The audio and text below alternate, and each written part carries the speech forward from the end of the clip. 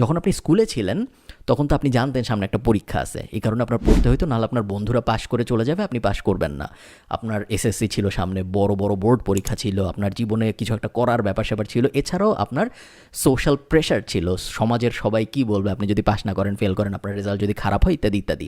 আপনি যখন ফ্রিল্যান্সিং শুরু করবেন, স্পেশালি আপনি যখন কোনো কিছু শেখা শুরু করেন, একটা স্কিল, আপনি এসইও একদিনে শিখলেন নাকি 7 দিনে শিখলেন, তাতে আপনার মায়েরও কিছু যায় আসে না, সমাজেরও কিছু যায় আসে না, এটার কোনো পরীক্ষাও নাই, কেউ আপনাকে এসে মারবে না আপনি যদি 7 দিনের জায়গায় 14 দিনে শিখেন।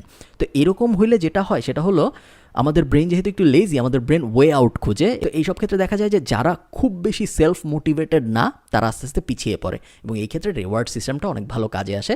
আপনার পছন্দের কিছু কাজ ফিক্সড করুন যেগুলো আপনার খুব ভাল লাগে, এবং আমি যে একটু আগে যেটা বললাম, যে কোনো কিছু হইতে পারে আপনার যা পছন্দ, এবং সেই রিওয়ার্ডগুলো তখনই নেন যখন আপনি ছোটো ছোটো মাইলস্টোন অ্যাচিভ করবেন। যদি মাইলস্টোন অ্যাচিভ করতে না পারেন, সেক্ষেত্রে রিওয়ার্ডগুলো নেওয়া বন্ধ করে দেন।